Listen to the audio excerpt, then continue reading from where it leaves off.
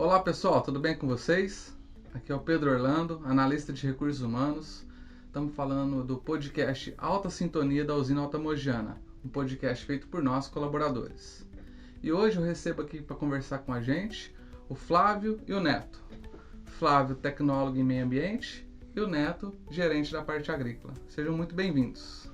A gente que agradece o convite, Pedro. Isso aí. Bom dia, Pedrão. Bom dia, Flávio. Obrigado pelo convite e vamos bater um papo aí hoje sobre o tema.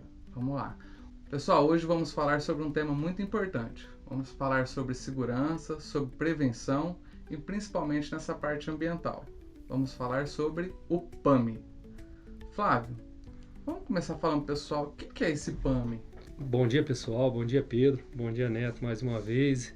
O PAMI é o Plano de Auxílio Mútuo em Emergência. Foi criado em 2011 pela usina Altamogiana, usina Guaíra e usina Colorado. Tem como objetivo a prevenção, conscientização e combate a incêndio. E em nossa região, o raio de atuação é de aproximadamente 10 municípios. Oh, bacana, hein, Flávio? E com base nisso, Neto, como que a usina está organizada? Como é que é a estrutura dela em relação ao PAMI? Bom dia, pessoal. Bom dia, Pedro. A gente hoje tem no campo mais de 30 pipas que ficam fazendo essa parte de controle e combate a incêndio. Além dos pipas, a gente possui 2 caminhonetes, né, com equipes preparadas. No caso, esses veículos se deslocam mais rapidamente, né? E esse pessoal é que faz, como se diz, a condução quando a gente tem algum incêndio. Tá? Além dos pipas, né, e dessas caminhonetes, a empresa tem ainda 6 torres, né, com câmeras que ajudam também a gente verificar essas fumaças, né, localizar primeiramente, que também serve de auxílio, né, para o pessoal de campo chegar mais rápido ao local onde está ocorrendo isso. E o pessoal nosso, né, envolvido aí, são 3 turnos, são mais de 100 pessoas envolvidas diretamente. Esse pessoal é treinado, capacitado e todos usando os EPIs conforme a função aí deles exige. Oh, legal, Neto. E, Flávio, esse assunto aí de incêndio, né? É a usina que coloca fogo na cana? O que a gente fala pro pessoal? De maneira alguma, a usina Altamogiana, por exemplo, assim como as outras integrantes do PAMI, realiza a colheita mecanizada crua. A Altamogiana, a colheita dela mecanizada e crua é desde 2014. Então, todo incêndio, infelizmente, ele é de origem desconhecida, podendo ser talvez criminosa ou acidental. Mas as usinas hoje adotam a colheita mecanizada crua. Legal. Ô Neto, e como é que é esse combate lá na parte agrícola? Como é que é o trabalho que o pessoal executa? O pessoal de campo, né, quando é acionado em relação ao incêndio, toda essa condução do combate ao incêndio é conduzida pelo pessoal da caminhonete que chega geralmente primeiro na área.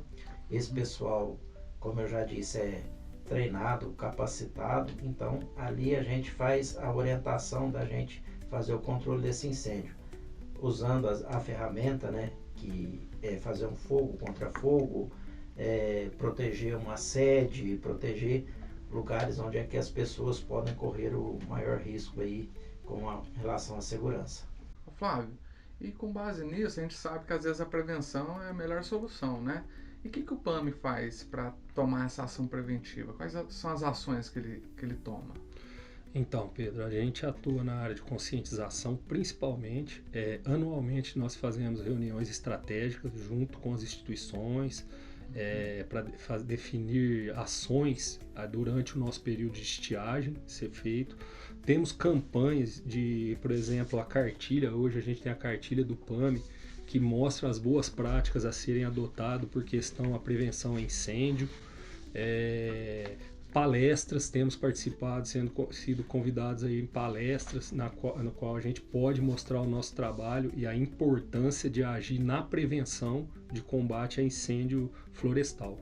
Show de bola. Bem, Pedrão, nesse assunto também é importante dizer que o pessoal de campo que faz o combate também faz a abordagem, né, de pessoas quando às vezes está fazendo uso do fogo, limpeza de quintal, e a gente faz a orientação em relação à questão do risco, né, dessa atividade aí que pode às vezes ocasionar um grande incêndio e ficar de forma descontrolada. Entendi. Exatamente. Ô Flávio, e essas reuniões que você comentou, estratégicas, né? Quem que participa? Como é que funciona? Explica um pouco pra gente. Então, anualmente, antes do período de estiagem, nós fazemos essa reunião estratégica e tem a participação e apoio da Polícia Ambiental, Polícia Rodoviária, Corpo de Bombeiro, o DR, além de outras instituições, como sindicatos rurais, têm participado, onde é definido ações de prevenção e controle e combate a incêndio para passar esse período de estiagem aí anualmente. Show de bola. Ô Neto, e teria algum ponto que é mais crítico quando acontecem esses incêndios assim? Que acontece com mais frequência?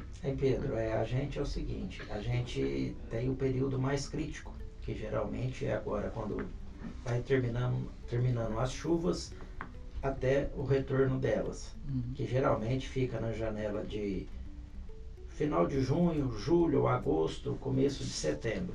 Essa é a pior época. Então, nessa época aí, a gente tem que juntar esforços e ter mais atenção aí, né, da parte da sociedade perante esse risco maior que a gente tem. Nessa época, nós temos a parte mais crítica, né, que a gente chama de 30-30-30, que é vento acima de 30 km por hora, umidade relativa abaixo de 30%, e temperatura acima de 30 graus. Então esse aí que é o tripé, né? Quando ocorre algum incêndio num período do dia que essas condições se convergem, aí fica difícil aí a gente fazer o controle. Entendi. Ou seja, isso que o Neto falou, na nossa região, o período de estiagem ele é bem conhecido, que na verdade vai de junho, junho, julho, agosto, começo de setembro. Isso aí oscila um pouco de acordo conforme é o regime das chuvas. Às vezes algum ano ela para mais cedo, às vezes para mais tarde, volta mais cedo ou volta mais tarde. Mas historicamente, normalmente é nesse período. Os 3 meses mais críticos, os 3 meses críticos seriam julho, agosto e setembro. Todo o trabalho tem que ser feito para atuar nesses 3 meses, que é onde ocorre o chamado 30-30-30. Flávio, bacana. E diante disso, uma pergunta, né? A gente está sempre tentando evoluir, melhorar nesse requisito do PAMI. O que você acha que poderia ter de diferente para ter uma melhoria contínua nele? Olha, Pedro, eu entendo que assim, é uma melhoria contínua, né? E talvez seria intensificar uma maior aproximação das instituições responsáveis pelas faixas de domínios. Hoje da linha férrea e concessionárias, por exemplo, que seria, vamos dizer assim, os pontos que têm bastante incidência de início de prevenção de ocorrência de incêndio, né? Hoje a gente tem a participação bastante efetiva do DR, por exemplo, que está bem próximo, tem participado bastante das reuniões do PAMI, mas o ideal seria que ampliasse também para as concessionárias que são responsáveis por essas faixas de ferrovias e rodovias. A maior parte dos incêndios a gente pode falar então que começa perto de estradas e perto de rodovias, então. Exatamente, é onde tem bastante, geralmente onde inicia, onde tem bastante movimento, né, fluxo de pessoas, então ali a gente tem observado que tem bastante princípio de incêndio nesses locais. Show. E pensando agora no que a usina, né, além do que ela já tem lá no campo, o que ela tem a mais, Neto, aqui em termos de tecnologia, de controle? Além da parte de campo, né, de combate a incêndio, dos caminhões-pipas, do pessoal que fica envolvido diretamente, a gente ainda tem um apoio, né, do CCO, nosso Centro de Controle de Operações, que está inserido dentro dele torres, né, de monitoramento, onde estão instaladas câmeras de longo alcance, né, que gira 360 graus, que auxiliam, né, o pessoal a identificar mais rápido os locais onde está acontecendo algum foco de incêndio. Legal. Flávio, então, resumidamente, o que é a estrutura que o PAMI tem? Olha, Pedro, somando a estrutura das 3 usinas, hoje nós teríamos aí mais de 100 caminhões-pipas, 15 câmeras, torres e câmeras de monitoramento e mais de 1.400 pessoas treinadas para essa questão de prevenção e combate a incêndio à disposição da comunidade. Verdade, Flávio. Além toda essa estrutura do PAMI, a gente ainda tem uma estrutura de apoio, que consiste em motobombas, né, que faz a captação de água, né, para abastecer os pipas quando estão em combate, para ganhar agilidade, né. E além das motobombas, ainda possuímos os caminhões, os tanques, né, de grande capacidade, de 30 mil litros, que também são apoio para os caminhões para fazer o combate. Com isso, evita do caminhão-pipa se deslocar até um local para fazer o abastecimento. Esse tanque fica mais próximo para fazer isso ficar mais rápido. É maior efetividade, né, Pedro? Entendi, show de bola. Pessoal, show de bola. E como uma mensagem final, né, para quem está assistindo aqui agora, o que vocês gostariam de deixar para ele?